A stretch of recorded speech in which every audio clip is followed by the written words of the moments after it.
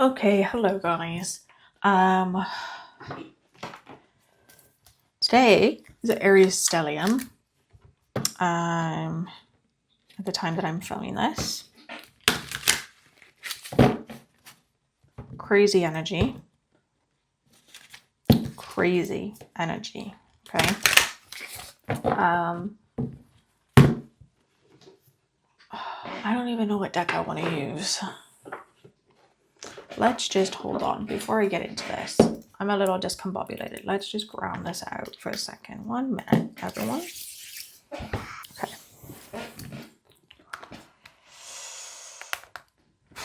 I need to clean out my decks. Okay, we're going to start with this deck. I'm still feeling this deck the most. Just going to go with it.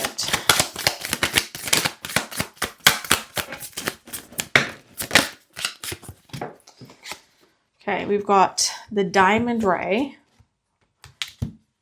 and Pixie Helpers and Green Aventurine. Okay, I want to start with the Diamond Ray. Diamond Light Body, High Frequency Activations, Planetary Gridwork. That's fitting. And then we've got Pixie Helpers and Green Aventurine. Not all wanderers are lost. Clearing the way, luck, and opportunity. Yeah. This Diamond Ray card is really giving me starseed vibes. So some of you might resonate with the concept of a starseed. I'm also hearing blue ray starseeds. I think this came up a couple months ago as well. I feel like I did another reading where I mentioned blue ray starseeds, but I'm really getting that vibe again of blue ray starseeds.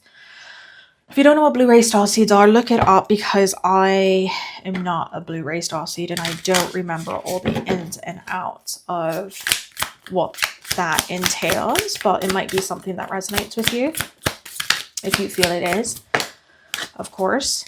But there's definitely these starseed vibes. Okay. Few messages coming through really loud and clear here. The first one is immediately this one, witchcraft. Some of you, a lot of people in this collective have past lives as witches, and you're being asked to reactivate that now. Being asked to reactivate that old medicine now. For those of you that have past lives or ancestry that is witches, or where you were accused of being a witch, or of witchcraft, okay? This is selenite and willow tree, goddess, spiral, rites of passage, dreams and support. We also have fuchsia and feldspar, inner child, innocence and self-awareness. That card has been coming up quite a bit with the collective, the continuous need to reconnect with the inner child. Okay, this has been a card that has come up for a number of readings with the collective. Almost every single collective that I'm reading, this card, when I use this deck, is coming up in some measure during the reading. And there's this overall universal kind of understanding of needing to really reconnect with the inner child, to really reconnect with your ancestry and with your upbringing, and to heal that part of you, right? Because in order to be able to heal others, you need to heal that part of you. I'm also getting that some of you will also have shamanic ancestry, and you need to focus more on land spirits and land healing. I'm really getting that vibe here with this card in particular.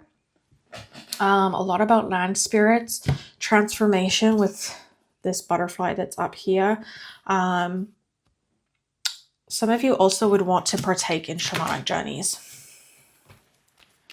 shamanic ceremonies, or shamanic journeys. Some of you might also be drawn to plant medicine, right? There's a lot of healing and up-leveling right now. So some of you might be feeling dizzy, lightheaded, short of breath, like a pressure on your chest almost. Especially if you've got resistance to the up-leveling, the pressure on the chest, this almost anxiety feeling, is going to be really prevalent with this collective, okay? And this is especially true in the area of those of you who have witch ancestors or backgrounds or past lives to deal with witches, and having to heal the abuse that those lives had. Some of you might be drawn to Akashic record readings as well. Getting Akashic record readings might also be really important for this collective. There's abundance coming in for this collective. Okay.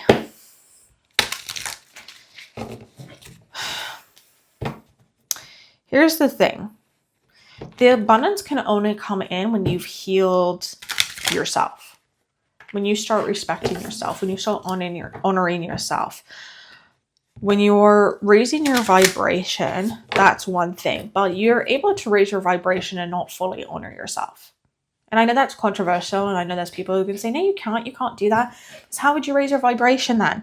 But raising your vibration is separate from honoring yourself. Honoring yourself is a daily practice. It's a daily understanding. It's a, it's not just... Honoring yourself has recently become this self-care type of endeavor where, oh, I'm going to honor myself and I'm going to give myself a nice bubble bath. Not saying there's anything wrong with a bubble bath, but unfortunately, that's not really honoring yourself. Honoring yourself is being true to what your spirit and your body needs. It's saying, okay, I need to nourish my body. I need to make sure my bodies are getting the proper vitamins. I need to make sure that I'm exercising and getting out in nature and connecting to nature.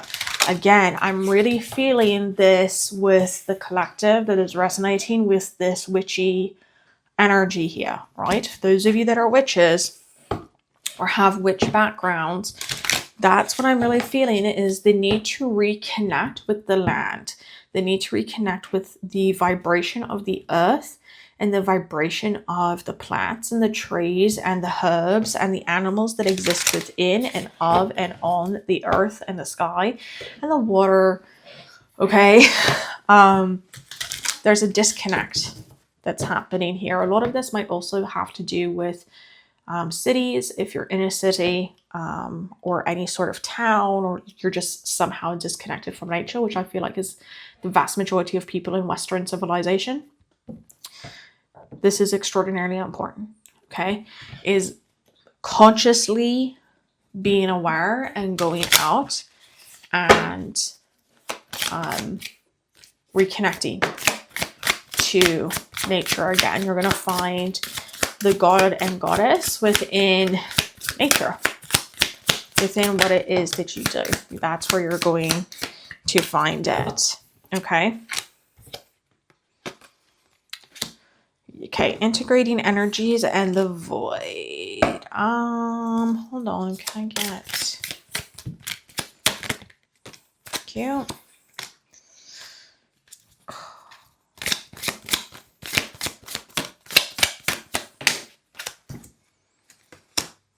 Communication. Okay. Here's the thing. We have integrating energies. We've got the void. We've got cleanse. We've got communication. All right. Immediately, the pull that I'm getting here is there's this belief. Let me back up for a second. There's this belief within the new age spiritual space of what I call this like love and light type of spirituality that I absolutely despise with every fiber of my being. I don't like this type of mentality. I think it's really disingenuous and it's borderline dangerous, especially in today's day. There's a portion of this collective that needs to be wary that just because you're raising your vibration, it does not mean that you're not going to be impacted by negativity. It doesn't mean that you're not going to be impacted by darkness. It doesn't mean that all of a sudden you're not going to have to deal with dark entities or projections or dark people. If anything, it means the opposite. Because as you raise your vibration, and this is counterintuitive, all the love and light people will tell you, oh, if you raise your vibration, you raise so high that, you know, all that negativity falls away. That's not really the reality at the end of the day, if you want to be real about it. The reality is that the more you raise your vibration, the more that you're going to shine a spiritual light of sorts, the more you're going to shine your soul light. When you shine your soul light, you're opening yourself up to targeting. Okay? And I wanted clarification, which is why I pulled these other cards. The very next one that came out was cleanse. And that was really my confirmation that yes, you need to be wary of these energies and these spirits that are going to come in and are going to take this transitionary time of you trying to up-level yourself to bring you down. Okay, these could be physical people for some of you. For some of you, this is like actual spirits and entities. For some of you, this is going to be a form of like psychological manipulation. This would be things like coming up, like addictions, for example, old thought processes, old belief systems, belief structures that are coming up all of a sudden. It's also why we're getting the communication card coming up, communicating with your tribe, communicating with people who are like-minded to you. Okay, communicating with people who are within that same space as you, to you, as you, to you. You know what I mean? Okay, but this whole like love and light type of spirituality is absolute horseshit. This has come up a few readings as well that I've done in the past. This love and light type of shitty energy that I absolutely despise. Every fiber of my being. I can't stand it. And I can't stand it because it's so disingenuous and it's really almost this, it's almost this like delusional type of spiritual, and that's kind of a strong word, but it's a little bit like not grounded. It's not grounded in reality at the end of the day. And so there's really needing this understanding of that you need to ground yourself, and to do that you need to see the reality of things. I pulled one card out, and this is the perfect card to come out because I was talking about with this card here, shamanism and reconnecting to the land and protecting the land. This card's the rewilding card, and I just want to read to you what it says. Amber and Dawn Redwood, rewild, druid, tree keeper, perception versus reality. So important on so many levels, right? We've got the tree keeper, which is all about obviously the looking after the trees and the plants, and you know, being mindful of the trees in your spiritual and physical neighborhood, I'm going to say, protecting that. But then we also have perception versus reality. And this is again where that whole, you know, love and light, spirituality, oh, love and light, blessing. Okay, I've talked about that before and how it drives me nuts. This is where that comes in, because that love and light spirituality isn't really rooted in reality at the end of the day. It's not rooted in reality. It's a very toxic form of spirituality. It's a very degenerating form of spirituality. It's something that's very limiting at the end of the day, because you're never going to address the shadow. You're not going to address the void in your heart, the parts of your heart that are unfulfilled, if you don't acknowledge that that exists in the first place. Because, oh, love and light, kisses, besos, love and light. That's just, it's not real. It's not real. And I think right now we're kind of, one of the things I'm noticing is we're seeing a lot of that again. We're seeing a lot of that sort of, I don't want to say fluffy bunny, because that term's changed meaning over time. And now I don't even know what the meaning of that is anymore. But there's really like lighthearted, you know, love and light, you know, everything's good, positive, toxic positivity type of vibes. And no, that's not helpful. You're not solving anything. You're not helping yourself. You're not healing anything by being in a toxic positive state. And that's just the reality of it, right? So there's this transition that this collective is definitely having here overall. I kind of want to summarize this and wrap this up, because they're telling me that this is a super short reading and I've already gone over my time, which I didn't even know I had a time. So I want to start off by saying that there's two groups of people here.